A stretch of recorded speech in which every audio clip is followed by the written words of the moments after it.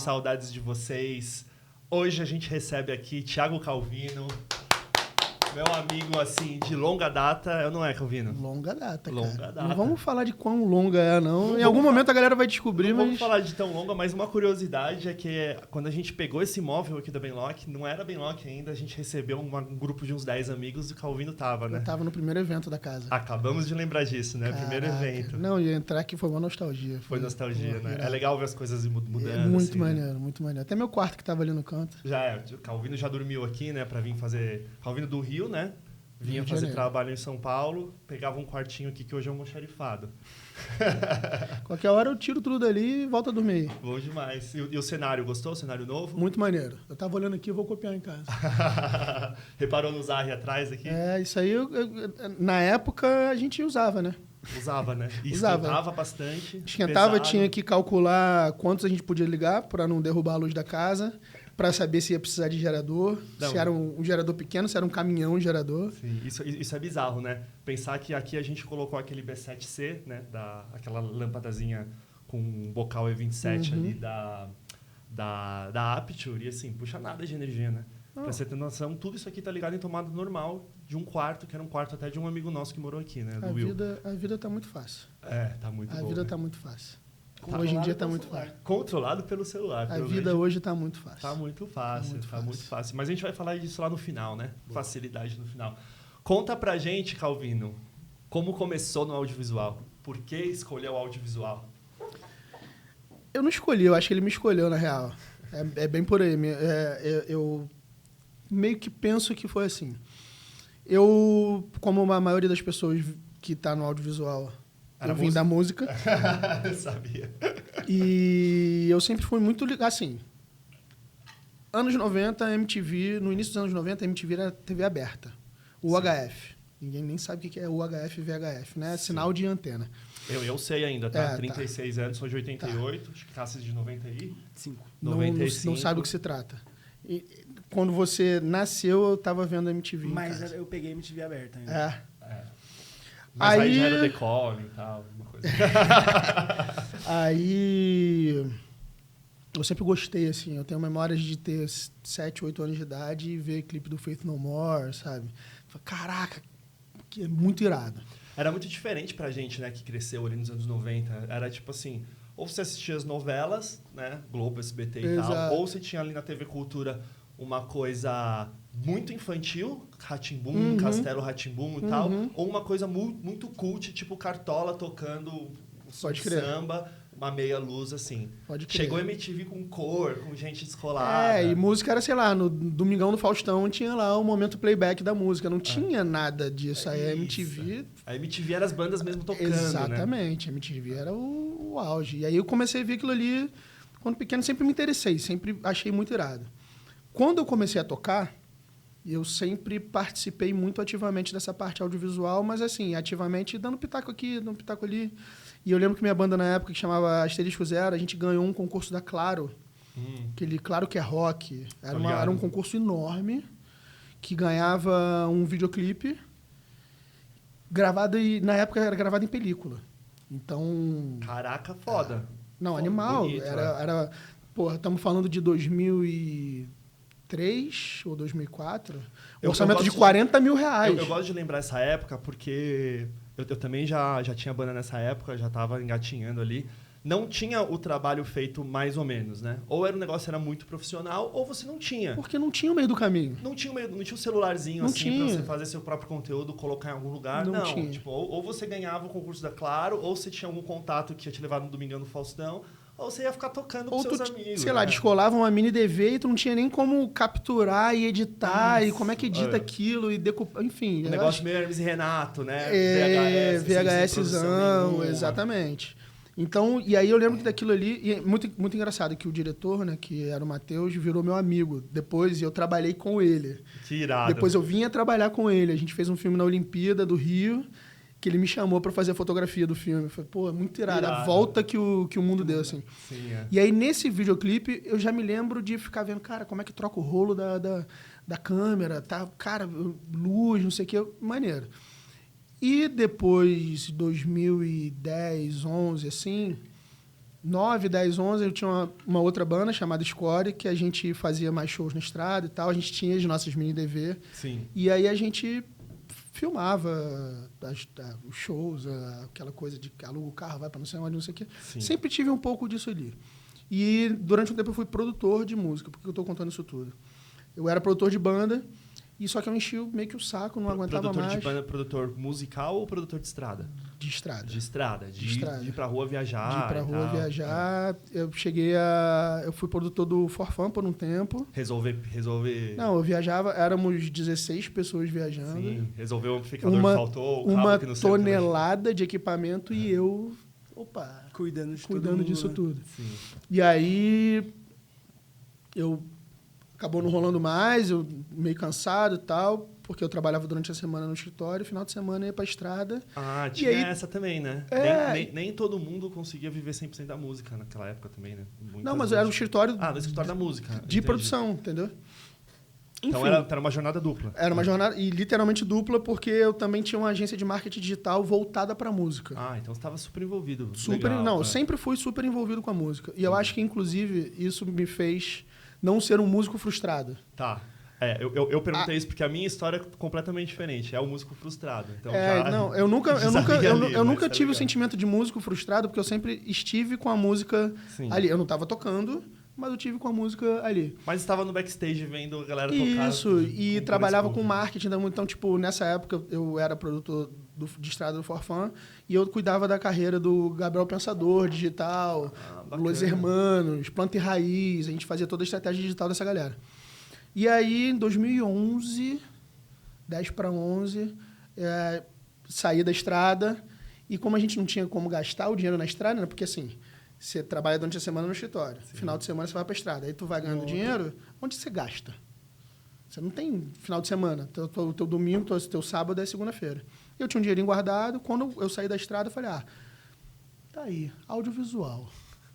Esse negócio novo aí. Meus clientes da minha agência precisam de vídeo. Eu sempre pergunto, você tem vídeo pra gente trabalhar? Como é que tá isso aí? Não tem. Pô, vai aqui no Daniel Ferro. Tem esse cara aqui, produz, que o Daniel Ferro é meu amigo também há milhões de anos. E a história dele também começa com ele viajando em turnê, fazendo exatamente. um videozinho. Cara, é legal. A minha dele, eu acho que o Messi também de um monte de gente. O Kent começou a trabalhar com música, enfim. A fazer isso, é de todo mundo. E aí juntei toda essa minha experiência que eu tinha antes de gostar, de ver, de participar dos clipes das minhas bandas, não sei o quê, com a oportunidade comercial de ver todos os meus clientes precisando de material audiovisual, batendo na minha porta, não tem, faz com não sei quem. Eu falo, peraí, eu tô pegando um dinheiro aqui e fazendo assim, entregando pro outro. Sim. E eu achava que eu sabia fazer. Eu falei, é isso. Peguei o dinheiro que estava guardado, comprei um laptop. Que ano que a gente tá? Só pra gente fazer a gente tá em 2010. Um timeline. Legal. 2010 já tinha o que a gente chama da revolução 5D, né? Já tinha 5D. Já tinha as DSLR, você já conseguia... Já tinha um YouTubezinho ali, um gringo falando como é que usa a câmera, de repente. Em 2009... Porque lá, 2003, não tinha. Não, aí esquece. Já tinha um espaço pra publicar, né, esse conteúdo. Já tinha um espaço pra publicar. Já. Eu lembro que em 2009...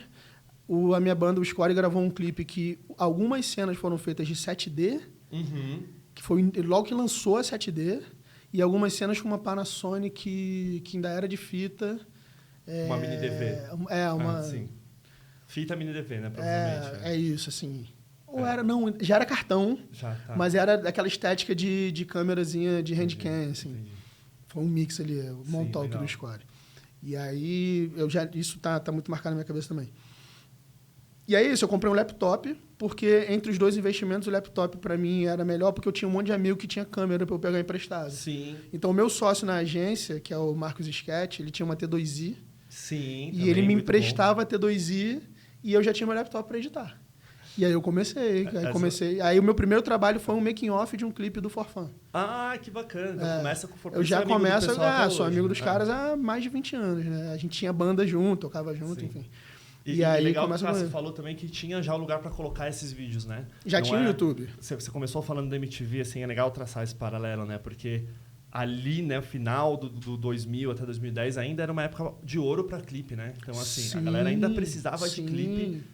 ainda entrava em MTV e Ainda tal, tinha só que já tinha VMB pra só ganhar que já tinha prêmio. YouTube também. Então, assim, você tinha chance de ter um clipe pra ter VMB, pra ter mainstream, mas se você não tivesse, você podia estar nele no YouTube, né? No YouTube. Então, aí que começa o grande boom de todas as bandas precisarem mesmo de conteúdo, né? Exatamente. O clipe esse meu clipe da Demon Talk do Score, a gente conseguiu passar na TV. E foi, caraca. E eu lembro que foi uma parada muito maneira. Você que editou? Não. Nessa época eu não trabalhava ainda, entendeu? Tá. Eu dei um espetáculo ali, mas eu não fazia isso. Depois eu vinha fazer um outro clipe do Score. Entendi. Mas nesse não. E aí eu lembro que a gente ficou muito feliz, porque tocou na MTV e quem viu foi o Lucas Lima, né? O Lucas da família Lima lá. Sim. Ele tweetou assim, caraca, tô vendo aqui a MTV, passou essa banda Score, clipe Montauk muito irado. Então ainda tinha isso, né? Hoje em dia você dificilmente vai botar um clipe Era uma coisa que eu falei no começo ali, né? Tipo assim, essa época já não tinha mais aquela barreira do não vou ter ou vou ter muito profissional. Você já tinha... Não, já tinha acesso a um... Você já tinha um acesso, Sim, tipo assim... e a gente nunca teve grana pra você pra tinha ter um bom estrutura, gosto, né? você conseguia chegar Exatamente. num resultado parecido com o profissional. Bom gosto e bons amigos você resolvia. Eu acho que não é nem só ter acesso, é ter lugar pra exibir, né? Não adianta nada você ter um puta clipe nos anos 90 e, tipo assim, só ter a TV pra passar. Pô, você não ia ter como passar a sua banda independente. Acho que o YouTube permitiu tinha isso, uma né? faixa ou outra Mas pra era você muito colocar, difícil, né? é óbvio, né? É igual botar a música na rádio. Pô, era mais ou menos a mesma coisa. Hoje em dia você tem um portal aberto, hoje em dia, né? Há muito tempo você tem um portal aberto que é o YouTube, né? E Sim. redes sociais, enfim. É, e aí foi isso. Aí quando eu fiz essa transição, eu comecei pegando equipamento emprestado, aí trabalhando com os clientes da agência. Eu já tinha esse background de estrada, aí comecei a fazer estrada com os artistas que eu trabalhava na agência. Entendi. E aí foi quando entrou o funk, que aí eu comecei a trabalhar primeiro com sapão. Ah, caraca, trabalhou com Primeiro sapão, com sapão. sim. E aí, na época, a gente trabalhava o sapão e o bochecha. Sim. E aí tava se falando dentro da K2L, vamos contratar a Anitta, não vamos contratar a Anitta. Sim. E eu participei das primeiras reuniões, né? Porque a K2L era minha cliente no marketing. Sim. E aí, logo que a Anitta chegou, quando a gente começou a fazer os vídeos, eu já entrei fazendo os vídeos dela. Já entrou com a K2L também. A K2L, exatamente. Legal. E aí, enfim, daí pra frente. E aí foi o grande estouro, né? Da carreira ali. Aí foi. A mudança de chave Foi ali, a né? mudança de chave, foi Que aí você falou, agora eu sou do audiovisual, não sou mais músico. Exatamente. E é muito engraçado, porque o trabalho que me fez me vender, isso é importante falar pra caramba, até pra quem tá começando no mercado. Eu sempre tive esse background de fazer vídeos de estrada. Pra gente, do underground, do rock, Muito bom. era super normal. Todo mundo tinha uma câmerazinha, editava uma parada e tudo mais. Aí eu fiz um vídeo do Kaká, que era o vocalista do Catside. Quando acabou o Catside, na época, a banda, ele saiu em carreira solo para fazer ele e Kaká Reis. E era amigo, não sei o quê. O João, que é amigo meu até hoje, o João do Polifonia, era empresário dele, falou, cara, vamos fazer um vídeo do Kaká, não sei o quê, vamos embora. Era aqui em São Paulo, no Capricho. Tinha um evento da Capricho, lembra?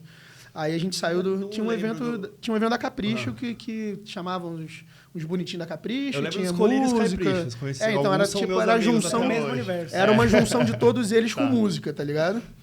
Tinha um show de maneiros e tal, aí Sim. tinha um show do Kaká. Aí eu fiz um vídeo da estrada, né? Saindo do Rio de Janeiro, vindo pro show do No Capricho. E era um videozinho que hoje todo mundo tem. Sim. Mas na época, não era, o funk, essa galera não tinha. É, E aí eu mostrei esse vídeo do Kaká pra Camila numa reunião dentro do estúdio do Betinho. Assim, falei, olha só, eu faço essa parada aqui, ó. Eles olharam, aí um monte de gente gritando pro backstagezão, artista, assim, um backstage, dia a dia real, né? Fã querendo falar com o artista, o show lotado, não sei o quê. Ela falou, eu quero essa porra, eu preciso disso. Por que a Maneiro fala isso? Que eu tava pronto para mostrar uma parada na hora certa. Muito certa. Muito certo. Aquele vídeo, o que mudou minha vida não foi o... Acho que eu nunca falei isso, porque eu só parei pra pensar nisso agora. O que mudou minha vida não foi o show das Poderosas, Anitta. Sim. Foi o vídeo do Kaká. Olha. Foi o vídeo do Kaká Reis. Como eu peguei aquele vídeo do Kaká Reis, mostrei pra eles, e eles falaram, caraca, eu preciso disso. Como toda grande história de sucesso e de inovação, você pode pegar qualquer pessoa mega bem-sucedida na vida, é estar no lugar certo, com a bagagem que você precisa, na hora certa, e você não pensa, tipo assim, cara, vou estourar, vou começar minha vida assim. Você só acontece, né? Exato. Isso é muito louco. E várias coisas pra falar sobre isso, né? Tipo, acho que legal você falar que começou com banda de rock e tal. Eu também comecei com banda de rock, o Cassiano também. A gente sabe que essa cultura de filmar backstage, filmar show e ver assim, os caras zoando entre si, é uma coisa que já vem dos anos 70 de banda punk, dos anos 80. Mas os artistas comerciais não tinha, né? Tipo assim, você não vê muito Michael Jackson de qualquer jeito na casa dele saindo. E, ao mesmo tempo, a gente está falando de 2010, está falando de YouTube, beleza. Mas a gente não tinha um bombardeio de rede social e de todo mundo ver o que está acontecendo aqui agora. Então, por exemplo, hoje você segue a Anitta, ou você segue qualquer MC começando, ela mesma já vai se filmar e já vai ter tudo isso, né? Naquela época isso foi uma novidade, não né? Não tinha nem trend. Hoje, né, tem esse nome trend, mas você só subia vídeos no YouTube. Não tinha essa categoria de o making off. Não, as pessoas estavam ali alimentando. Botando seu vídeo e se você entrar Se você entrar no YouTube do Score, tem vídeo de 2008 que é isso. A gente pegava uma música nossa, pegava um apanhado de imagem da gente entrando em ônibus, enfurado, tocando no botequim, jogava naquela música e subia pro YouTube. Sim. O For Fun em 2001, 2003, é isso. Pra gente era normal, era só mais um dia. Sim. Já era o que acontecia. Era muito legal. E hoje em dia, enfim, a gente... É maneiro, assim, que a gente... Mó papo de coroa. Eu participei da Revolução, mas é isso, eu participei do momento. Mas a gente não tem como fugir, né? Não, conforme é isso. A gente passou dos 30 já é um papo, passou dos 35 é outro. É isso. Eu tenho 10 anos de carreira, você tem 15, sei lá. É isso. 10, 11, sabe? É legal. Quem tá ouvindo, assistindo, enfim, é isso que tá procurando mesmo, né? Exatamente. Quando eu tinha começado, isso é muito legal, assim. Quem me incentivou muito no audiovisual foi um cara que fez faculdade comigo e ele foi a primeira pessoa que me contratou na Irlanda. Vou contar rapidinho aqui, tá? E ele precisava fazer vídeo de intercâmbio, ele me contratou para editar e tal. Eu falei, cara, por que você veio aqui, hein? Aí ele, porque eu queria ser bem sucedido e eu fiquei vendo, assim, muita gente faz um intercâmbio na idade que eu tô e aí eu fui isso. Eu falei, caraca, que legal. E como você descobriu isso? Pesquisando. Então, assim, para quem está começando agora, é mega importante você olhar para uma pessoa que tem 40 anos, está dando esse papo de tiozão, Sim. Que é porque quando ela estiver pronta, na hora certa, com a bagagem certa, ela vai ter esse estalo e vai fazer isso intencionalmente, Exato. né? Então, Exato.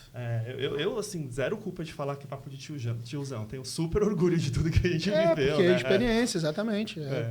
Conta muito experiência, né? Conta muito. Eu queria ter a bagagem de experiência que eu tenho agora quando eu estava começando lá. Eu estava nadando de braçada. Exatamente. Não, pelo amor de Deus. Mas assim, não dá, né? Você tem que viver para... Tem que viver, tem que se foder um pouco, né? Tem que passar por muito perrengue, né? Um pouquinho. Deixa eu te fazer uma pergunta. Você falou dos Los Hermanos, eram seus clientes, né? Uhum. Eu lembro muito de um clipe do Camelo que você fez com uma Blackmagic. Você lembra? Aí eu queria fazer uma pergunta, assim, só para trazer um pouco de equipamento, assim, já que a gente está falando numa locadora e tal, né? Qual foi a sua primeira câmera? Você contou do seu primeiro laptop, mas a sua primeira câmera, não estou reconhecendo. É uma Canon 60D. Uma 60D, boa. Então, uma 60D. O amor da Canon já começou ali, né? Que era mais evoluída, né? Que já tinha um visorzinho que virava. Sim. A primeira câmera que eu comprei foi a 60D. Não, que você usou, obviamente. Não, claro, que eu usei, mas a primeira câmera minha foi a 60D. E é engraçado que outro dia eu reencontrei o cara que comprou essa minha 60D. Eu falei, pelo amor de Deus, tá contigo?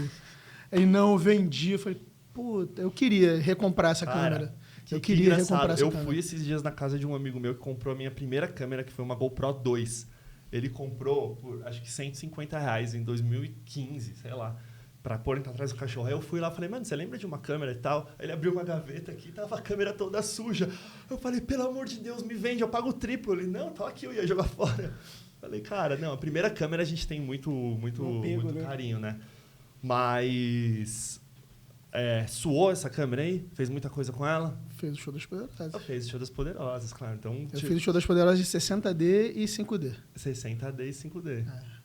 Então usou bastante. Usei bastante, usei muito, cara. O que eu fiz de estrada com essa câmera era 60D com aquela 18-135. 18-55, não era? Não, a 135. Tinha um pouquinho mais de zoom, sim. 18-135, ou era 16-135? Era um zoom estúpido, assim, da... Sim.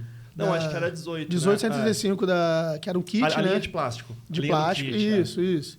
Tinha uma cinquentinha que todo mundo tinha. A cinquentinha de plástico, 1.8. Que todo mundo tinha. E a grande... tremia pra caralho, a que você não podia fazer grande revolução da minha vida foi a Tokina 1116, que pra estrada era... Puta que pariu. Muito irado. Temos eu até tenho hoje. Eu tenho. Você tem uma também, né? Sim. Eu tenho essa. Ó, essa minha tá lá. Na Benlock tem 3 Tokinas 1116. A minha primeira, que foi a minha primeira lente que eu comprei na vida. A do Cassis, que tá aí. E a do Barros, que tá filmando ali, que é o famoso câmera gato. Dá um tchauzinho aí, câmera gato. Tá as 3 na Benlock e as 3 alugam até hoje, cara.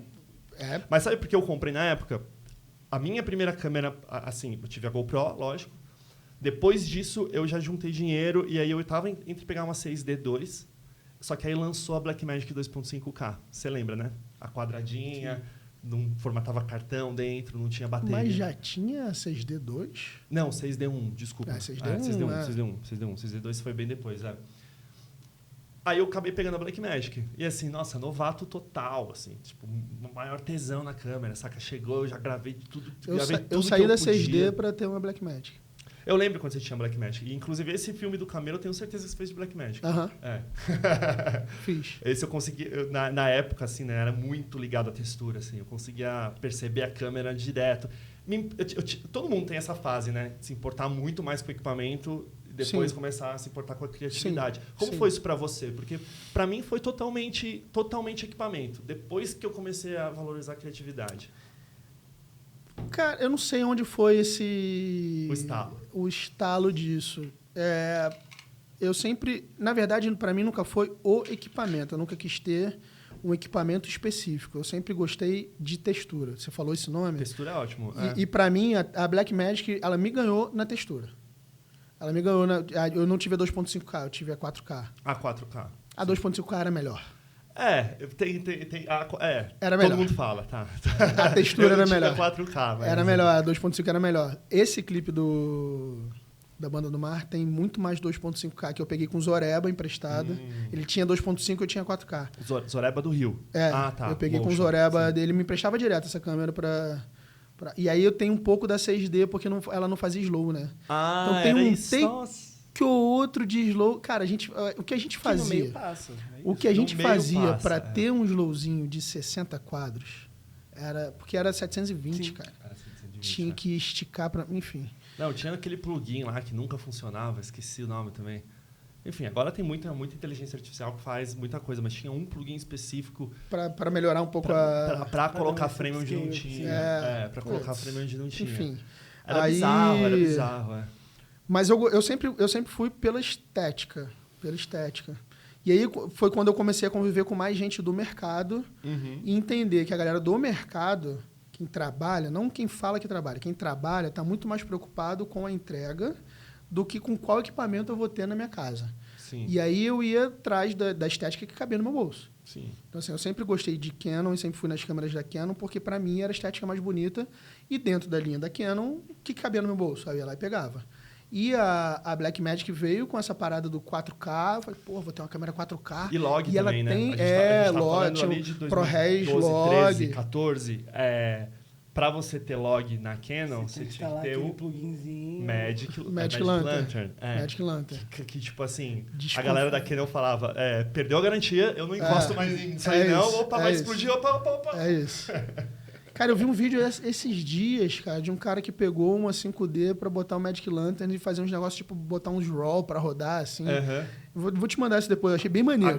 Agora, esse ano agora, 2024, ano passado. No final do ano eu vi, eu falei, cara, que loucura, o cara pegando. Porque aí depois veio o Canon Log nas câmeras, assim, de hoje a gente tem, né? Não, mas o Canon Log pra chegar nas pequenas demorou, cara. Demorou, mas hoje a gente já tem. Chegou, acho que ainda na R foi a primeira pra ter log. Então, mas é isso, né? Hoje a gente já tem. Eu falei isso, citei pra ver aonde você tava nesses anos onde a Canon não acompanhou a Sony, a gente tava naquele perfil que não era o standard, né? Como era o nome do perfil? Era um perfil um pouquinho mais flat, a gente tirava a nitidez, puxava tudo pra trás, assim, pra tentar ter um pouco menos daquele Sharp digital, assim. E a gente emulava, depois botava grão por cima. É verdade, era um Cine Style, não era? Depois veio o Cine Style, que era uma parada que você era tipo, você conseguia instalar dentro de algum daqueles perfis de cor customizado dentro da Canon, Cine Style. Mas onde você passou esses 6, 7, 8 anos que a Sony dominou 100% as mirrorless? Onde eu deveria estar. Na Canon. Onde eu estaria? Você ficou ali... Não, eu por algum tempo eu rodei muito de Red. Quando eu já porque aí você engrenou bem no mercado. Isso, aí eu rodava de Red. Exato, né? assim, eu sempre tive uma Canon comigo. Sempre tive Canon, tipo, fiquei anos com a 6D, enfim. Eu sempre tive uma Canonzinha comigo. Você é o cara que ainda... Esse cara, ele vai fazer trilha, porque agora ele é maromba, né? Tipo assim, super fitness e tal. Vai fazer a trilha, leva a câmera dele, assim, cara. E eu levo... Você leva um monte de coisa, né? Levo um monte de coisa. Eu quero ir levinho, cara. Pra mim, isso aqui, trilha, ó... Trilha 70-200 celularzinho 70-200. aqui, tira uma selfie e valeu. Eu fui fazer uma expedição pro Pico dos Marins. Eu levei R5C, 70-200, 24-70, drone, microfone, tudo vai. E além de todo o resto, barraca. Tipo, além do que já é pesado. Além do que já é pesado. Minha mochila vai com 25, 26 quilos. Sim. Mas trilha perto de casa também. Levo câmera e lente, enfim. Mas aí você estava rodando com eu rodei, maiores. Aí rodei de head. A gente teve in-house algumas heads, teve acesso a head e tudo mais. Mas eu nunca deixei a Canon de lado, porque eu sempre gostei da estética da Canon. Então, tipo, minha câmera do dia a dia, levar para viagem. Ou era a 60D ou era 6D, sempre comigo. Uhum. Tipo, vou viajar, vou para neve, 6D. Eu sempre tive essa câmera. Sim. E aí, para os trabalhos, eu rodava de head e tal. Só que aí, depois, eu comecei a me enturmar. Aí, cansei um pouco da head e comecei a me enturmar muito com a C300 Mark II. Isso a gente está falando de 2015. 15 lançamento da C300 Mark II. 2015, 16. Aí eu falo, no Rio de Janeiro, eu fui a pessoa que mais usou a C300 Mark II na vida. Cara, lançou a $17 mil essa câmera. Você lembra? Era tipo assim, era top de linha. Era cara, mas essa câmera é boa até hoje. Acho que o Daniel Ferro tem até hoje na Ferrorama. Se não tem, vendeu anteontem. Eu tenho certeza que o Ferro usou uma C100 durante muitos anos. Né? Não, se ele não tiver ela ainda, tá? Sim. Ele usou muito essa C100. Essa linha de cinema da Canon é uma linha muito bem resolvida. Muito bem resolvida. É muita coisa bem resolvida. Não estou falando que vou botar ela junto na mesma prateleira de uma ARRI. Não vai botar. Não vai, mas você vai poder fazer uma coisa jornalística com ela também muito mais fácil, né? Se você for... Form Factor é um negócio que me pega muito, né? Que é a carcaça dela. Cara, né? eu fui rodar outro dia de Blackmagic Pocket. eu Depois de anos. Eu parecia, sei lá... Né? Sabe, cara, eu não sei mexer nisso. Porque, cara, as câmeras que eu pego lá da Canon, tipo, botei a lente, apertei o botão, REC. Você quer polêmica? Como a gente tava falando de achar uma polêmica. Aqui, das coisas que a gente roda, é batata. Assim, vai rodar de Blackmagic. Em algum momento, alguém sempre fala, soltou o cartão aqui rapidinho. Não, eu ia contar exatamente isso. Soltou o cartão não, né? Soltou o SSD que fica pendurado num cage por um cabo... meu irmão, tem esse lance. Isso não existe. Não, mas assim... Fala a polêmica que eu... Não, a polêmica é essa, assim. Eu, particularmente, eu não gosto da Blackmagic Pocket. Eu acho que, tipo assim, ela é um engana trouxa. Tipo assim, eles fizeram um form factor bonitinho ali e fala, olha, cara, câmera legal. Mas você não usa ela nesse form factor. Jeito. Exato. Aí você vê um cara que tá fazendo evento de noite e tal, bagunça, gente bêbada. Isso, eu como Marvel Filmmaker fiz muito, tá? E aí você vê um cara carregando um bagulho desse tamanho, cheio de fio, parece um Megazord, que se encostar num caminho, ele perdeu já era. Então tem isso. E se você liga um AV-mount, você pode queimar a câmera também. A câmera cheia de bug, cheia de... Porra, tá maluco. Então, assim, vou concluir esse pensamento com a Pixis, tá? Mas antes... Aí tem um outro lance de Blackmagic também. Aí a galera acha que é uma câmera que pode fazer tipo um multicam muito legal. Beleza, é uma câmera que pode fazer um multicam. Aí eu vou dar um exemplo de um job nosso aqui na Brainlock. Você viu que a gente lançou o We4 Sessions, né? São sessions no estúdio, lançamos vários artistas. Começamos a gravar, né? Cassiano dirigiu aqui, fomos lá fazer visita de locação, pensamos. O combinado era levar 3 câmeras. Aí os meninos adoram o que fazem, levaram tipo 5 câmeras, 3 GoPro, 2 iPhone. Tá com 10 agora. Aí no começo, do primeiro job, eles falaram, eu quero ir de Blackmagic.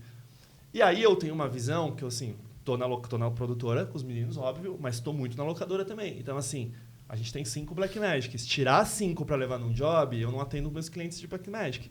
A Sony, a gente tem 20 Sonys. Então, assim, eu sempre peço, vamos com a Sony. Aí não foram com a Sony, foram com o Blackmagic. Aí, assim, durante o job, cai cabinho, não sei o quê, para de funcionar. Beleza, terminou o job... Marvin, a gente não tem espaço para guardar no servidor. Eu falei, agora vocês estão me fudendo, velho. Falei, gente, meia hora, 3 passadas, 8 câmeras, cara, Quantos teras você precisa para lidar com isso, sabe? Exato. Tipo... 5 teras e meio. 5 teras e meio. Respondeu, Cassiano respondeu. Então, assim, para concluir, eu acho que eles acertaram muito na Pixis. Porque, assim, a Pixis, ela já é quadradinha. Então, você não vai pegar ela para levar num evento, assim... Tipo, você sabe que você vai usar ela num ambiente controlado, rigado, né, com riga. E aí você pode pôr zilhões de cabos e não sei o quê. Se você tiver ela dentro de um tripé com 3 assistentes em volta, aquilo entrega, que é o caso de uma Red, né? Que é uma Ursa Mini. Eu rodei muita coisa boa com a Ursa Mini. Excelente câmera para rodar no tripé. Você já usou a Ursa normal? A Ursa Cara, normal eu particularmente tonelada. já usei a Ursa. A Ursa Mini já é pesada. A Ursa normal é um caminhão.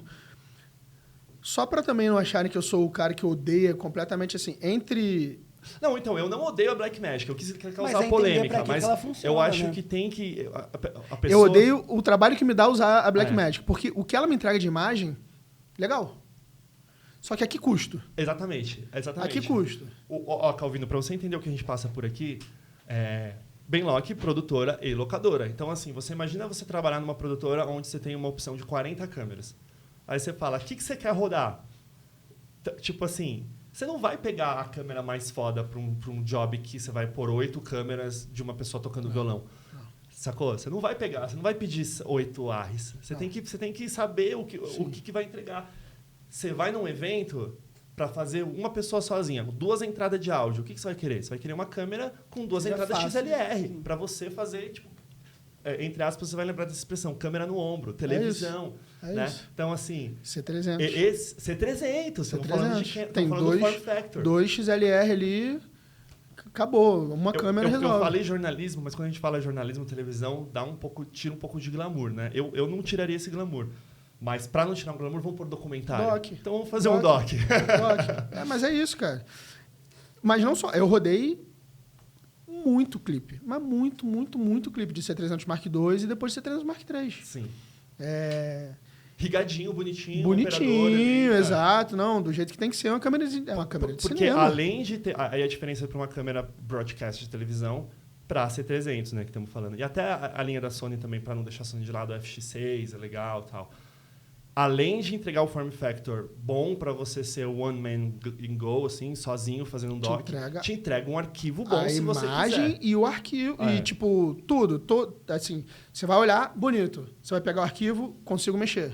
Sim. Tem informação. Beleza, é isso. É câmera de verdade. Sim. É o que eu sempre falo, tipo, câmera de verdade. Câmera de verdade. Eu até falo, tipo, pra mim a Blackmagic vai ser uma eterna câmera beta. Então, você testou a Pocket? A Pocket não, a Pixis, desculpa. Não. A gente tá com ela aqui, eu vou te mostrar ela. Não gravamos com ela ainda. Ainda não. Mas tenho boas expectativas. Eu acho que eles finalmente... É bem legal. É bem legal. É meio que tudo que eles fizeram de errado ao longo dos anos, talvez eles acertaram agora, sabe? Ela ela entrega um arquivo muito bom e já é quadrada, então, assim, você não vai passar perrengue em um evento, porque já é coisa, mas também não é tão pesada igual uma Ursa, então você pode pôr num gimbal. Entrega um arquivo foda, várias opções de mount para várias lentes. Eu acho que a Blackmagic ela tem muito valor porque ela chegou num momento onde todas as câmeras estavam subindo de preço pra caramba. Ah, sim. O mercado tava tipo, cara, eu nunca vou ter uma câmera de cinema, Ele falou, vai sim. Sim. Aí toma aqui, ó. Tem vários defeitos. Cara, aquela a Blackmagic quadradinha, a gente tinha que... Lembra que a gente andava com uma bateria no cinto? Lembro. Pra entrar com um cabinho assim? Eu comprei uma bateria do eBay falsa porque eu não tinha dinheiro. Isso é 2012, tá? Eu não tinha dinheiro para comprar uma V-mount. E eu foi tão zoião e, tipo, equipamento, assim, tão nilva, né? Que eu não filmava, editava, né?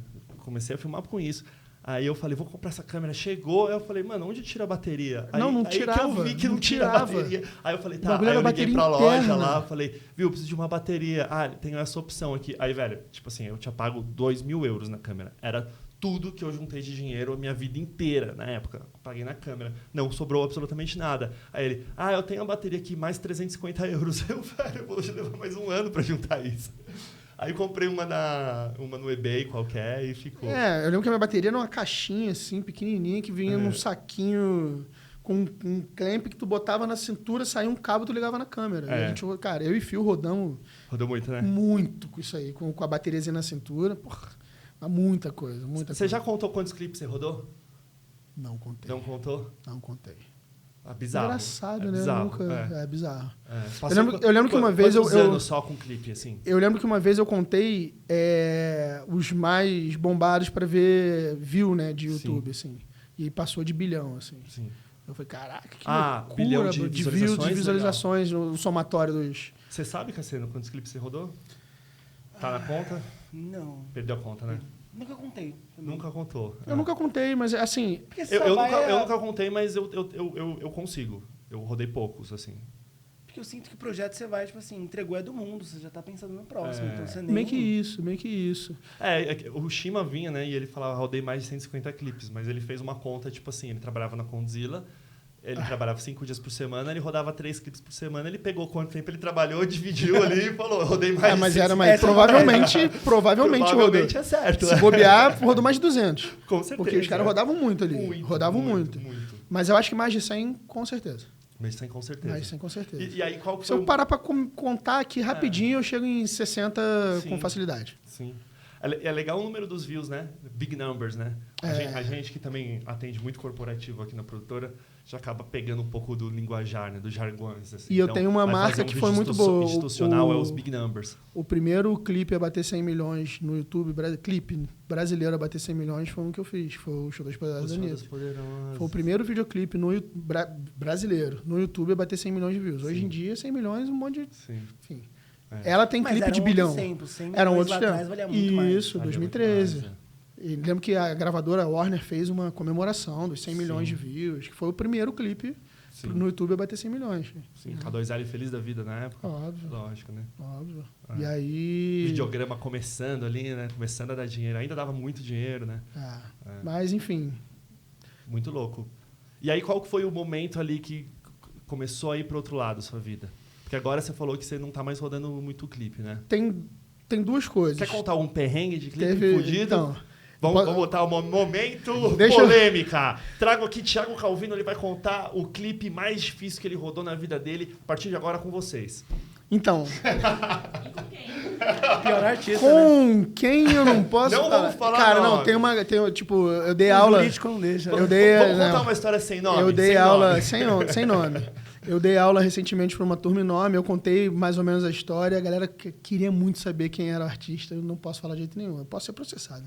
Mas sim, não, também nem precisa. A história do perrengue, basicamente, assim, quando eu já estava mais ou menos, será que aí aquilo ele me enterrou, assim, falou, cara, eu não aguento mais fazer videoclipe. Mentira, eu amo fazer videoclipe, mas hoje em dia eu faço dos amigos, que você quer. né? Os que eu quero. Que tem orçamento e eu goste.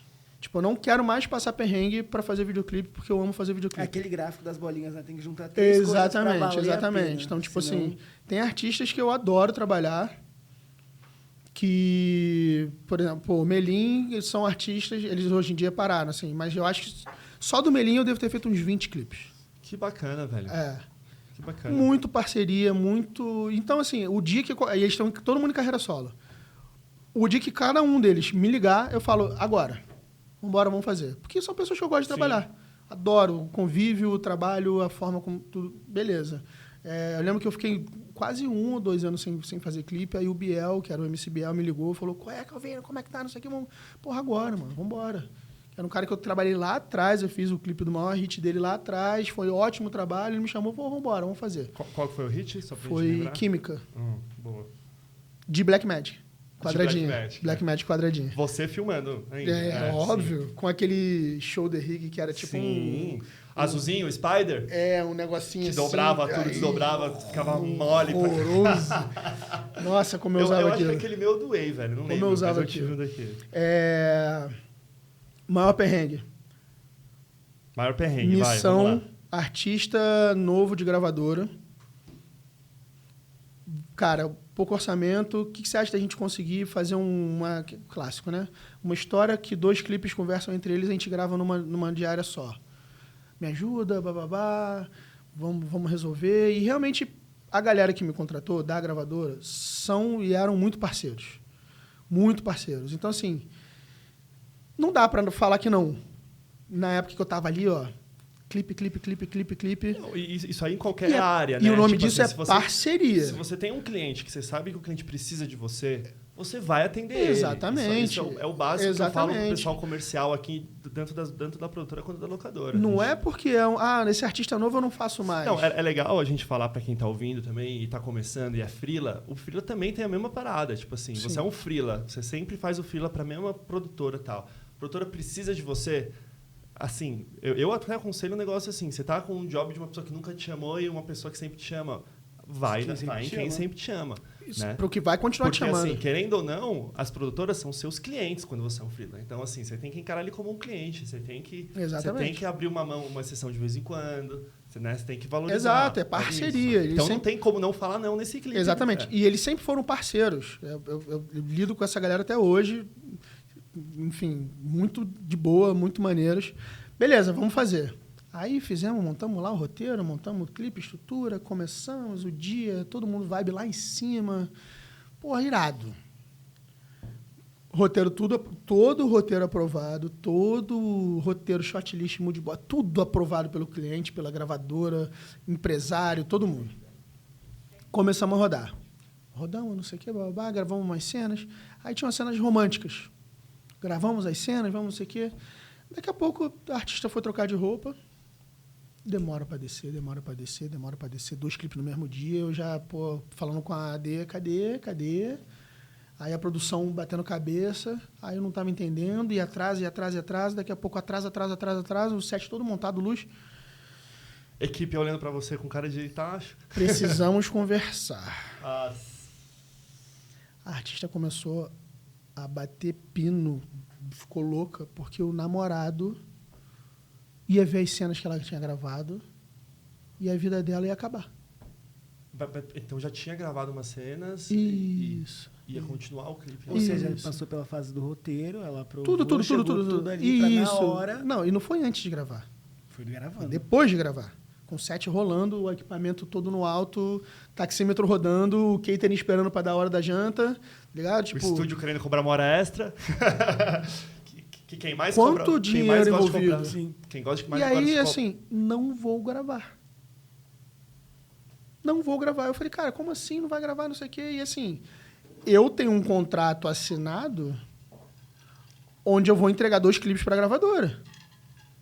E aí eu falei, cara, e agora o que eu faço? Ela que tá quebrando o contrato, né? Porra, eu sei. Mas e aí? Mas e aí? Falar isso na hora do job, né? Aí na hora que bate lá no presidente, o presidente fala, esse diretor aqui não chama mais não.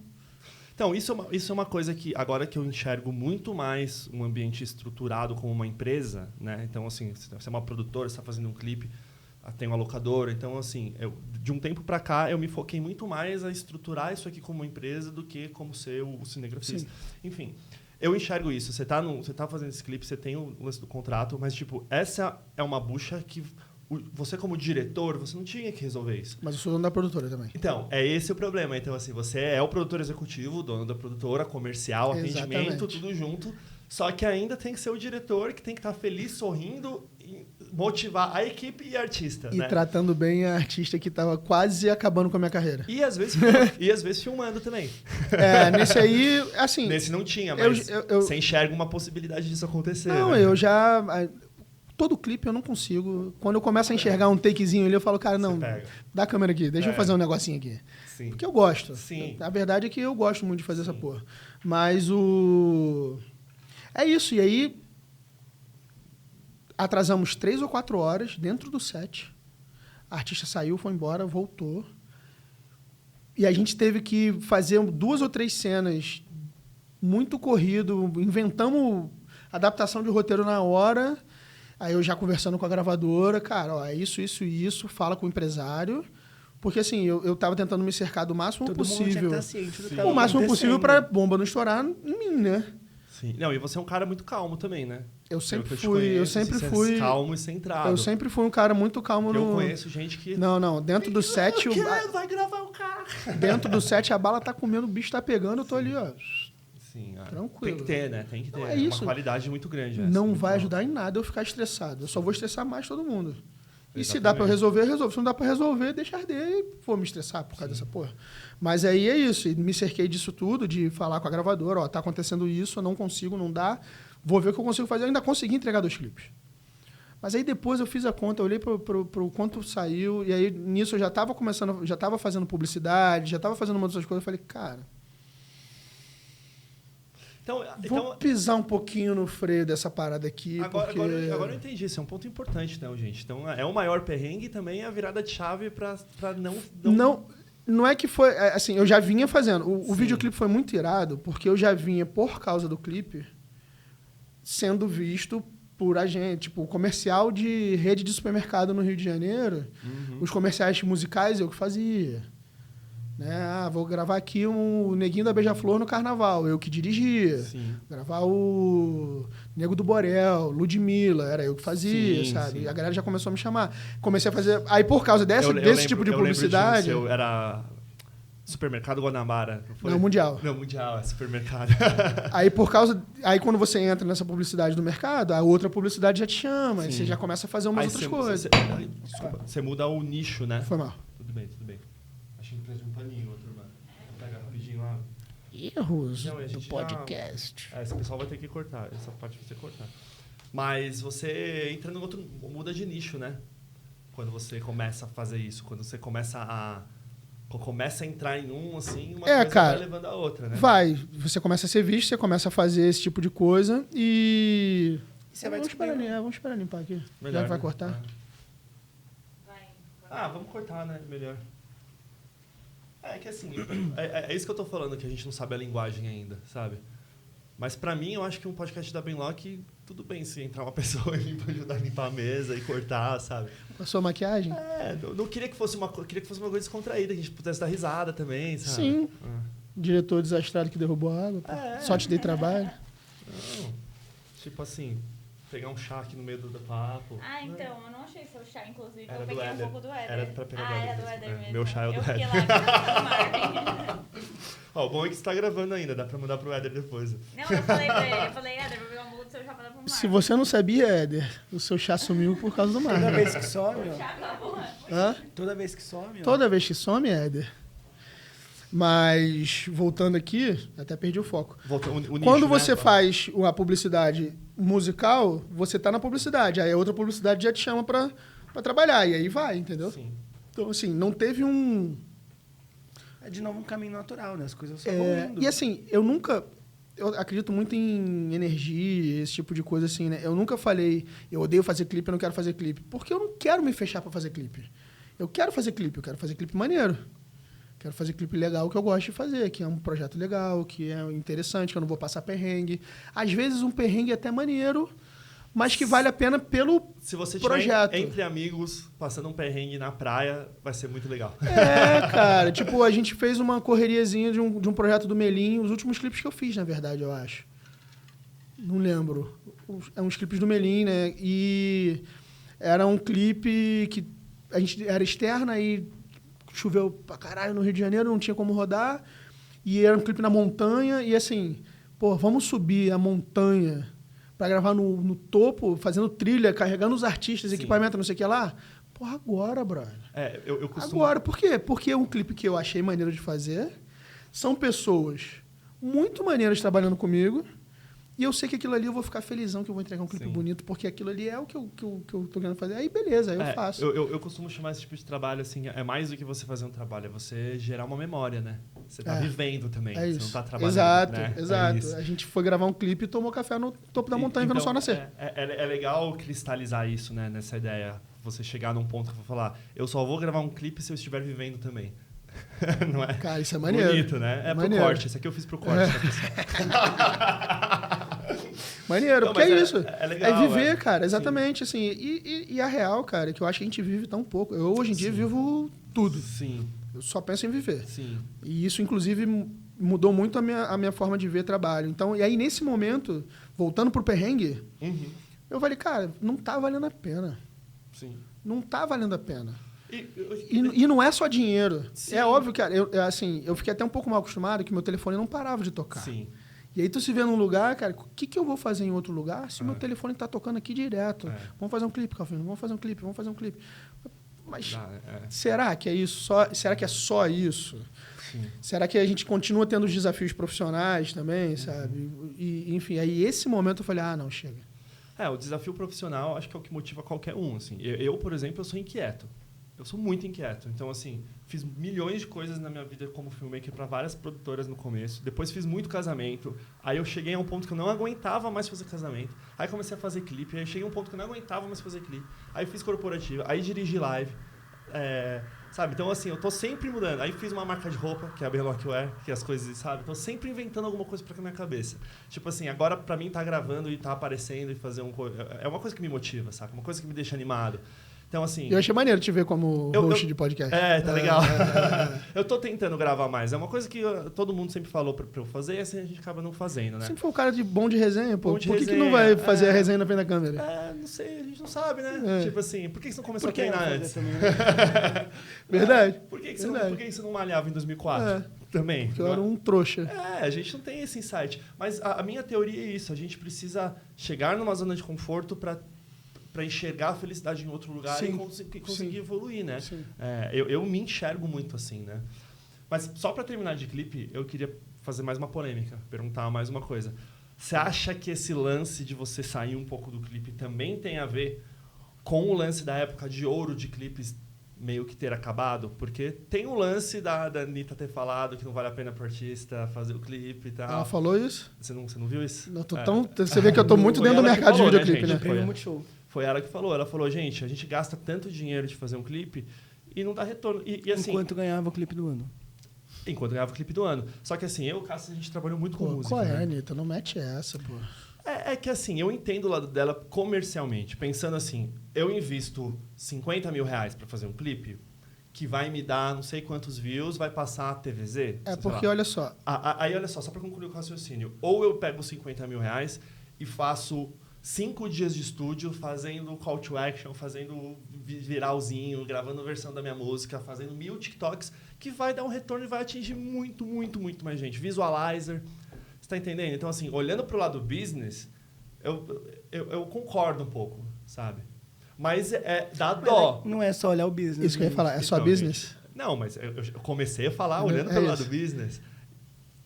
Bom, e aí primeiro... a gente volta no negócio de viver, né? Tipo assim, um dos maiores jobs que eu tenho orgulho da minha vida foi o clipe que eu co-dirigi com o Daniel Ferro, do Soulja, que eu viajei com ele.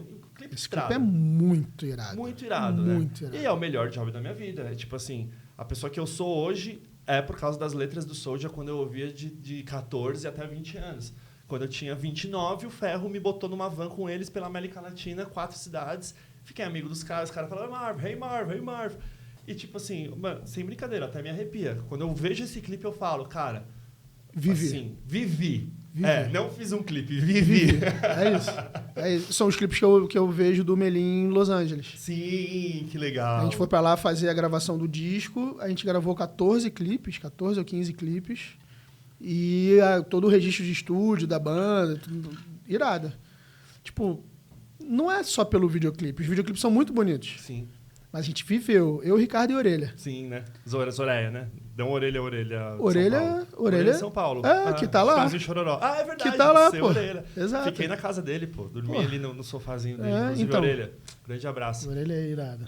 Black Belt. Não, mas aí, falando sobre isso, a época de ouro... eu não sei se morreu, porque assim, se você for parar para pensar, são ciclos. Então, tipo, a gente teve o boom do videoclipe lá nos anos 90. Aí ficou um tempinho, mais ou menos.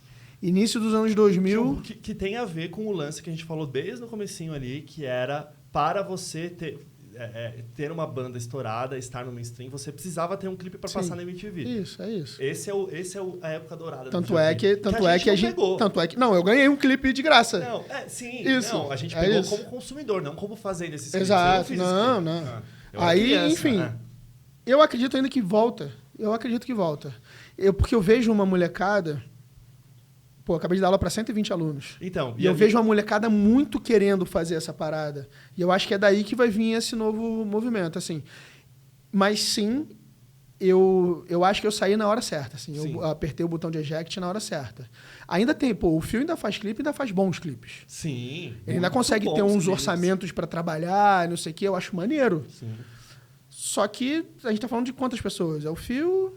Sei lá, me recordo de poucas pessoas que fazem clipes que eu acho maneiros, que consegue ir lá e fazer uma parada maneira, ter grana pra fazer. São até os artistas que investiam mais, tipo Glória Groove, Sim. Pablo Vittar, a própria Anitta, que investiam muita grana. Tipo, a Ludmilla não faz clipe há muito tempo. Muito tempo. Encontrei né? com ela outro dia, foi ela, e aí, Calvino, você tá fazendo clipe ainda? Eu falei, tem um tempo que eu não faço. Ela falou, ninguém faz, né? Ninguém faz, é isso, né? Mas, ao mesmo tempo, ela investe muito no audiovisual. Tem a Lute Session. Acho que esse direcionamento Então, foi para outras coisas. Exato. Que é o ponto Que eu acho que é o lance do cíclico, entendeu? que eu acho que é o ponto que a Anitta tentou falar e escolheu mal as palavras, sei lá, alguma coisa assim. Foi péssimo. Porra, Anitta. Deu mole, Anitta. Pode. É o seguinte, eu acho... É muito difícil você mensurar o preço do clipe em valor. Sim, até porque, sei lá, eu vejo eu que tô de alguma forma distante de vocês, começando a fazer clipe de bandas maiores e o orçamento ele sempre vem com tipo assim, pô, é isso, não vale tanto a pena, mas pô, a gente gosta muito, sabe? A gente quer ter um material dessa música porque a gente gosta dessa música, isso. ela é importante pra gente. Isso aí é valor, Sim. não é preço. E aí porque é muito difícil você mensurar quanto de valor vai agregar. Então assim, pô, por que você vai no show do João e você fica impressionado? Então, Ele podia abrir uma caixa preta, botar a luz e ir lá e cantar. O maluco soca milhões de estrutura. Ele Pra mete um você- dragão no Rock in Rio. Pra e é você isso. ter uma experiência e aquilo ali, conceitualmente, pra ele, é do caralho. Ele podia não gastar aquele dinheiro. Ele acha do caralho ter aquilo ali. Sim. E aí a gente tá esquecendo a parte business. Até porque talvez isso E também gere... ele consegue vender o show dele Aí mais o caro show dele depois para de disso, vender sim. por X e vira 4X. Por quê? Porque tem um Porque não é dragão. um espetáculo, né? Tem Exato. uma escada de musical. Eu trabalhei no Rock in Rio, eu olhei aquilo e falei, caralho, João, irado. Sim, é legal colocar como um negócio cíclico, porque pode ser que a gente não consegue enxergar o futuro, né? Mas pode ser que exista alguma plataforma, Uma algum geração lugar que é mais nova onde a que a gente gente. precise ter um audiovisual ali fino, bonito, Ano passado pra eu colocar os encontrei... artistas nessa prateleira de novo, né? Ano passado eu encontrei com a Fernanda Mesa, que é a pessoa do audiovisual na Universal, que é uma das Sim. pessoas que eu tenho uma relação ótima, adoro ela. E a gente se encontrou num evento no Rio to See, né? Um evento de Sim, legal. de criatividade e tal. Ela, e aí, como é que tá? Não sei o quê. Eu falei, e como é que tá os orçamentos e tal? Ela falou, cara, não tem mais clipe, não tem mais orçamento, não tem... Eu falei, cara, mas e aí? O que eu faço para trabalhar contigo? Saudade de trabalhar contigo. Ela falou, cara, me traz uma novidade. Sim, o pessoal tá querendo novidade, Eles, né? qual é o novo formato? Eles não querem, porque assim, o TikTok, o Instagram, tá tudo ali, não quer isso. Sim, a gente Qual tá o formato que você tem e aí, galera, do audiovisual nova que Sim. tá aqui? Qual o formato que você tem na sua cabeça que não existe ainda ou que existe e não foca nele, porque é esse formato novo, tipo, que vai talvez trazer uma parada nova. Da sabe? mesma forma que, não mais agora, mas já meio que passou, os artistas bombavam agora com trend, né? Então ficava cantando a própria música de maneiras diferentes, Exato. fazendo dancinha, Exato. ou com coisa, e isso vai viralizando Ainda e bem viralizando. que acabou, né? É um ciclo, né? Tipo É assim, isso, mas eu enjoa acho que é e isso. cai na outra, né? Mas eu acho que é a isso. gente, como Benlock, a gente tá investindo num negócio que não é tão novidade assim, mas não tava muito, que é o We4 Sessions, né? Que são fonogramas diferentes. A gente pega um artista e tem um trabalho musical antes, então você vai ouvir o We4 Sessions, você não vai ouvir a mesma música do CD, você vai ouvir com músicos diferentes que tocam com a Que o banda. trabalho é que ele se estende além do vídeo, né? Não só É além Sim. do vídeo, Precisam né? de outras Como a coisas gente pra foca aqui acontecer. no audiovisual, de repente não é nem o caso falar disso. Mas eu- um movimento. mas A faz- Lud, por exemplo, porque tá- é o áudio, né? faz parte sim Sim. falar de audiovisual, porque eu acho que o cara que fica muito preso só nessa parte. Talvez ele não tenha um insight de dar a mudança que a gente falou. Exatamente. Então, tipo, você tem que ser um criativo em várias camadas, em várias esferas. Você não Sim. pode ser só o cara que recebe um briefing e transforma aquilo em uma coisa. Se você Você tem pensasse que pensar em formato, você tem que pensar em desdobramentos de conteúdo. no É clipe de importante estrada pensar que mudou nisso. sua vida, se você pensasse só em fotografia, você não ia ter entregue, porque você devia estar com uma câmera qualquer ali, filmando Isso. backstage e tal. Isso. E só que a criação mudou sua vida. E Exato. é isso, a né? emoção, o que eu quero É passar. além do audiovisual. É além né? do além audiovisual, câmera, é né? a sensação, é a emoção, uma série de coisas. É legal essa curva. Por isso que eu falei, eu tive muito essa curva de achar que equipamento era o que ia fazer eu ser um ótimo profissional. Cara, depois e assim, hoje em dia, a gente tá. Cara, Legal esse momento pra gente falar, pra gente finalizar. 2025. Né? O quanto que a galera nova tem acesso, o quanto que é fácil para você se transformar num filmmaker entregando uma qualidade boa, tecnicamente falando. E já aproveita e já conta a sua experiência dando aula, dando curso que você estava falando no backstage aqui pra gente. Então, 2025 não existe equipamento ruim. Você pode não gostar da câmera X ou Y, você pode achar... Não tem equipamento ruim. Não tem. Me mostra um equipamento ruim.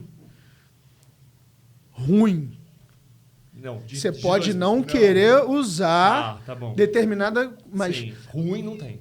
sacou? Tipo assim, que não dá pra fazer uma... Que não dá pra fazer. tem um job simples. Você tem Uma entrevista com alguém. Não existe uma câmera que não entrega. Você assim. tira isso aqui, esse troço aqui do bolso Impressionante. e filma. É igual a câmera? Não é e não vai ser tão cedo. Mas no meio passa. A gente usa no E4 Sessions. A gente usa no E4 Sessions. Eu entreguei E coisa. se você eu estiver entreguei. assistindo, você entra no loop da música, você não percebe a Eu tava imagem. rodando um reality show na gringa e a gente tava no carro indo pro aeroporto num transfer. Aconteceu uma parada que era um acontecimento sinistro da história, que era tipo a personagem tava dependendo de uma documentação para sair dos Estados Unidos, para conseguir ver família, não sei o quê. Estava no carro no aeroporto, indo de uma cidade para outra dos Estados Unidos, saiu o papel dela. A câmera inteira toda num case na mala do carro. Você acha que o que foi pro documentário foi o quê? Meu celular, brother. Caralho, velho. É, realidade. É. Puxei o celular e, pum, filmei. Tchau. Tchau. E foi, passou, tá ligado? É legal Não isso, é, né? não é que vai virar aquela estética ruim, não sei o quê. Não, meu irmão, é 4K, Ultra HD, já estava setado para ficar em 24 frames, então, porque eu já sabia que em algum momento... E tá ali, tá entregue. Mas assim, a nossa visão, principalmente eu e você que é um pouco mais velho que o Cassi, é muito delimitada a nossa história, né? Então, assim, o perrengue que a gente passou de ter que querer fazer alguma coisa e não ter acesso aos equipamentos. Eu queria saber como é que foi para você lidar com criança, com jovem, com adolescente, que viveu num mundo diferente, que tipo assim, eles sabem que para fazer um canal no YouTube ele precisa de um celular, ele pode se filmar e tal. Como é que essas crianças pensam? Mas né? a grande diferença é que, assim, aonde eu estava ainda existe uma barreira, que é a barreira econômica. É verdade. Eu dei aula para 120 alunos de favelas e comunidades, em áreas de baixa renda total. Então, assim, existe o celular, mas não é um iPhone Pro Max. Sim. Mas ainda eles já assim, têm a consciência. Mais ou menos. Não. Ainda tem uma galera que é muito presa. Eu nunca vou ter essa câmera, eu nunca não sei o quê. Sim. Hoje, realmente, o celular vai te entregar. E assim, cara, é complicado quando a gente está lidando com pessoas que não têm acesso e tudo mais. Mas, assim, hoje realmente é muito difícil você não conseguir rodar. E você tem a Benlock, por exemplo. Sim.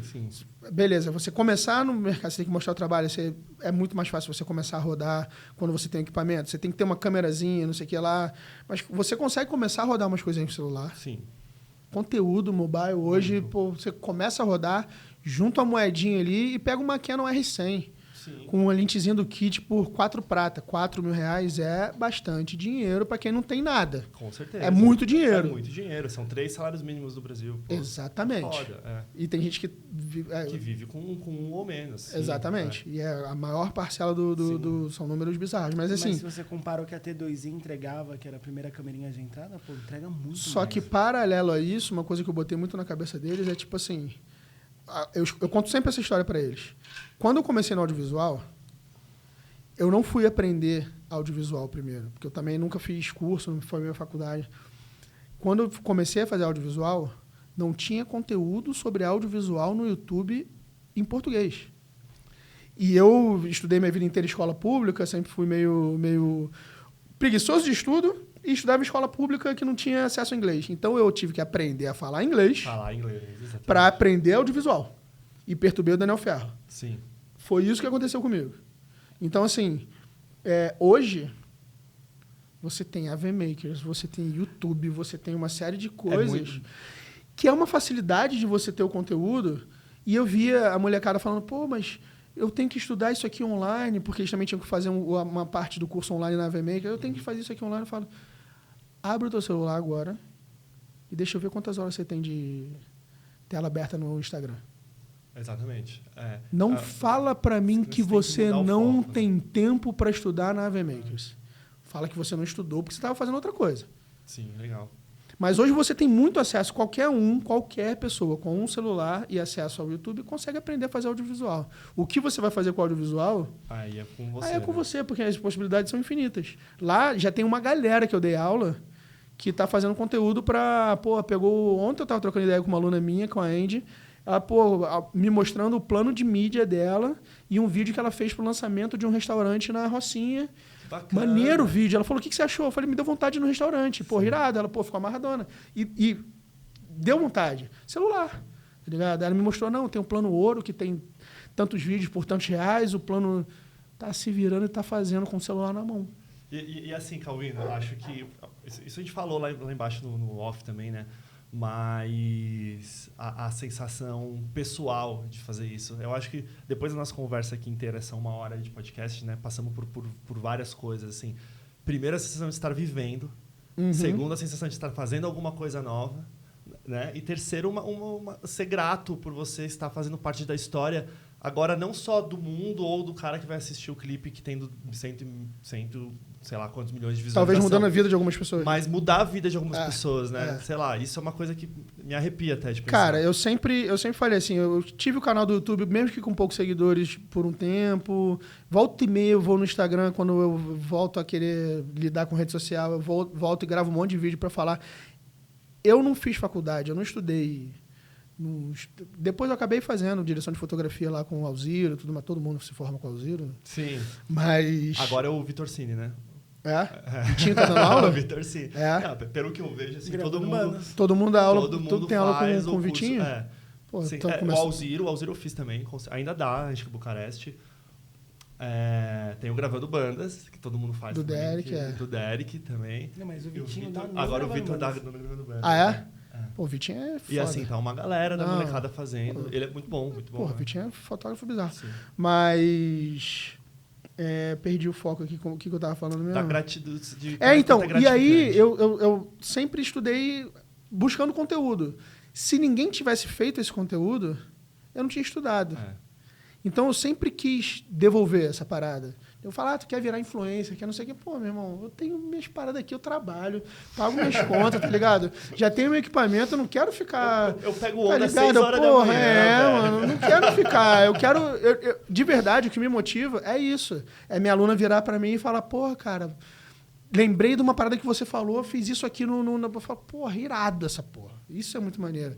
E quando eu gravo vídeo, é pra isso. É pra meio que devolver, assim. Óbvio que se eu ganhar dinheiro com isso vai ser bom, porque todo mundo tem que pagar a conta. Sim.